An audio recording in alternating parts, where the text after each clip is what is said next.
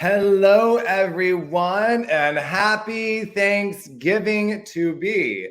We are 2 days away from our fundraiser for the Sherlock Holmes Foundation called Happy Joliday, darling. And in case you want to know what it's about, well, I'm glad you're here, and we're going to tell you. Now, before I get further along, let me tell you a little bit about Sherlock Holmes and what we do and why it's so important and why you want to support us.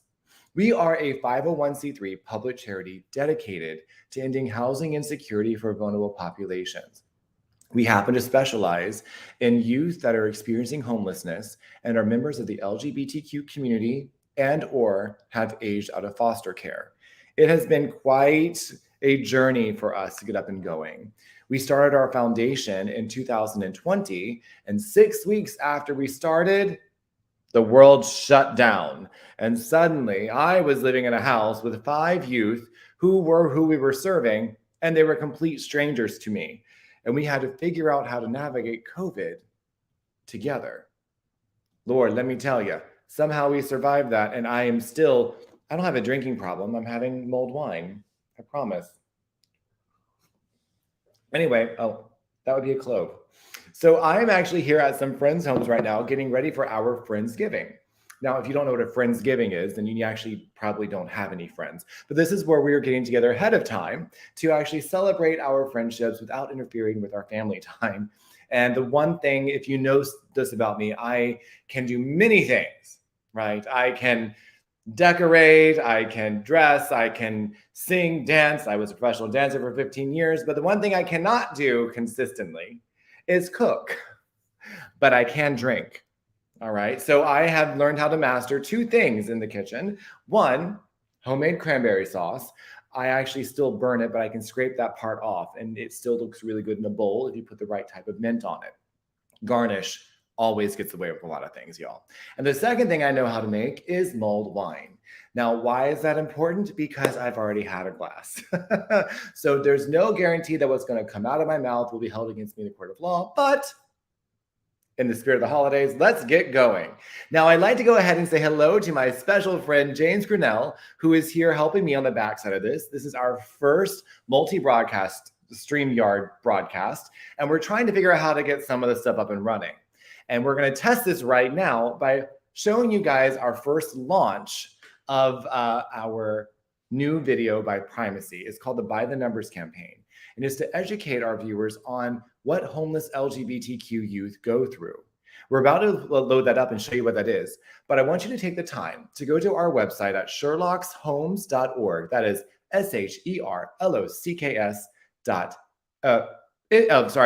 CKSHOMES.org, and you can take a look to see what we are doing, get materials, either donate, or you can apply for housing if you are in need of it. All right. So without further ado, we're going to go ahead and play for you our Behind the Numbers video.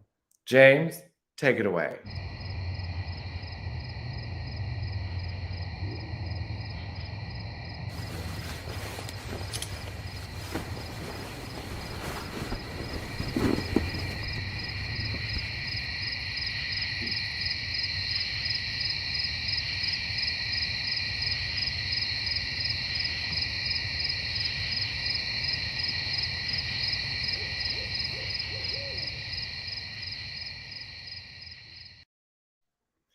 And that was our premiere of our new video for the Sherlock Holmes Foundation. You see, a lot of people don't realize, when I first started my organization, I had a lot of people asking, well, why don't you just serve all homeless youth? Or why don't you just serve foster kids, all foster kids? And the thing is, we do. We are an inclusive organization. But the term inclusive means that you include everyone. And all too often, it doesn't go the other way around. When I learned more and more about what the youth these days are going through, it rang too close to home for me. You see, I was 16 when my parents kicked me out of my house for being gay. It did not match with our religious beliefs. And long before I was 16, I knew something was different. I knew that something was wrong. And I was trying so hard to fight that and to be like everyone else. As you can probably tell, I'm not like anyone else. We're all very different. But I was trying so hard to not be a statistic that I didn't say anything. I didn't ask for help. I was very fortunate that I did have a car at 16, a 1993 Ford Escort GT. And the brakes used to shake when I touched the car. Like the car used to shake when I hit the brakes, always. And it smelled like gasoline. Probably explains some of the headaches I'm having now in life. Mental note, I'll ask my doctor about that later. But as I was trying to survive living out of my car, I knew I wanted to do something different to help other kids in my situation when I was older. I told that story to our partners at Primacy, and I was mentioning it in passing, and I didn't realize that they were going to use that as the inspiration for that commercial. They found statistics, which we shared with them that we got off of a few organizations, including True Colors United. They're a great organization. If you don't know them, go check them out. They were co-founded by Cyndi Lauper, so hence the name True Colors United, right? But when we found out some of these statistics, they were horrifying. So you saw in the video that there were things like we are twice as likely to abuse drugs and alcohol, which is actually low, 120 times more likely to experience homelessness. But there are other statistics too. You see, when you are LGBTQ, 40% of foster kids actually identify as LGBTQ. 40%. Isn't that crazy? And 70% of these kids end up homeless after leaving their home, their final placement, after 72 hours. And after 72 hours, they're having to sell their bodies or sell drugs, or they're already in prison. This is a fault of the system. And these kids often, it's not their fault that their parents were neglectful or that they don't have family or that they were abandoned and put into a broken system. But it starts a lifestyle, cycles of being oppressed and never really given a chance. And that's what we really want to combat here. You see, homelessness isn't just not having a place to sleep when you're out of the elements. It's not just four walls and a roof. It is a relationship that you have made during your formative years when you're trying to understand what safety is, what security is, what it means to feel loved and protected. And if you've never had that, then you don't know to look for it. You don't know how to mimic it, imitate it, copy it, duplicate it. You don't know that home should be something that's safe, not transient, not conditional, and not temporary. And this is what we are trying to fix. You see, all too often we can turn our head at the person that's at the end of the ramp asking for $1 with a homeless sign in front of us. But what about these kids? What about these kids that grow up in a broken system to go into a society that turns their head at them, that thinks that something's wrong with these kids, that something's wrong with them because their parents weren't appropriate, that their parents neglected them, that their family didn't value them or see them for the beautiful people that they really are? And as a society, we confuse someone's situation with their identity, not realizing that a situation can change if we see someone for who they really are, what they can become. If we nurture those skills and those talents and those beautiful qualities that they have inside of them, if we actually see them for all that they can be and give them permission to fail without punishment, give them the chance to actually thrive, to try something new and to love themselves, to give them a community that's not going to kick them out because they are disposable.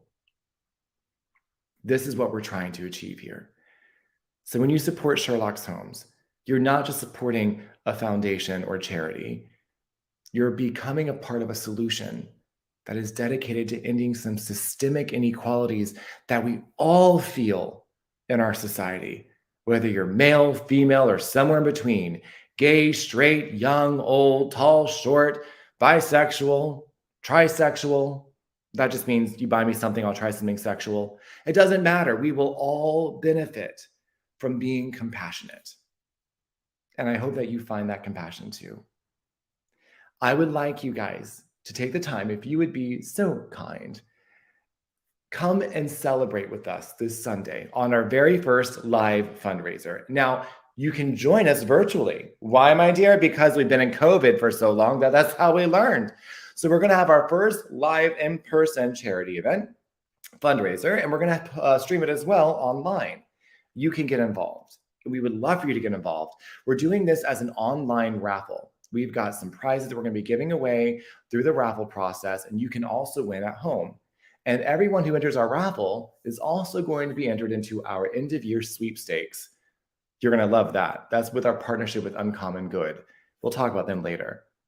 But if you come in and you want to join us, it's going to be, I will promise you this, it's not going to be reverent, but it's going to be fun. We're being hosted by Miss Anita Moorhead. I'll let that sit for a second. Clearly, she was born with that name. And she was also born at the age of 70. Anyway, no, she wasn't. Well, maybe. But she is going to be hosting our event, a wonderful drag queen that we love here. We are going to have Jason Gorsica pretending to be a comedian. I'm going to regret that statement. And we're going to have Mr. Terry Dyer coming, singing some of your favorite holiday tunes to get you in the spirit of love and giving in the holiday season. Some of our raffle tickets are, by the way, going to be box seats for the symphony down here in Florida for the Symphony of the Americas, with a meet and greet with a Broadway diva in March, which is really exciting, I think.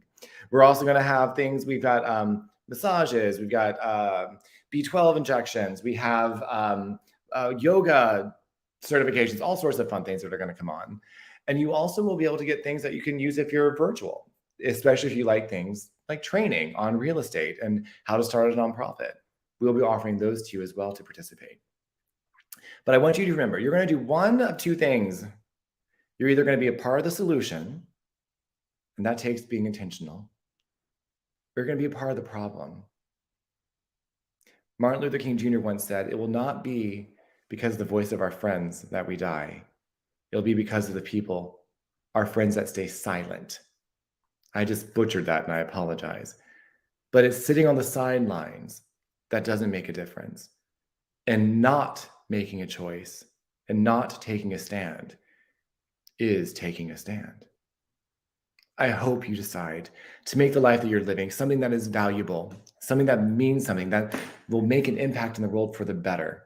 It doesn't have to be controversial. Listen, if you think that human beings deserve a place to live, a roof over their heads, and people to talk to when they're having a hard time, you belong in our tribe. And if that's something we can universally agree on, can you imagine what we can achieve as a community, as a nation? We can do this together. We do not have to wait for legislation to actually catch up with us. We don't have to wait for government interference. We can do this as a community. As real estate investors, as neighbors, as friends, we can do this. And remember, compassion does not mean comprehension. They're two different things. This holiday season, I hope that you find it in your hearts to be compassionate to someone that you don't know. And please, like and share our story. Follow us on social media. You can find us at Sherlock's Homes or at Sherlock's Homes Foundation. We'd be very glad to have your support. Like our story at the very least. And if you find it in your hearts, go ahead and head over to sherlockshomes.org, make a donation. And if you would like to register for our fundraiser raffle this Sunday at 6 p.m. Eastern, we would love to have you. Go ahead and check the link in the comments below, and we can't wait to see you then. I'm Jacob Jennings, the founder of the Sherlock Holmes Foundation, reminding you, darling, that you are fabulous. Thank you so much. And we will see you tomorrow at 5 o'clock for our next update. Until then, have a wonderful night. Take care.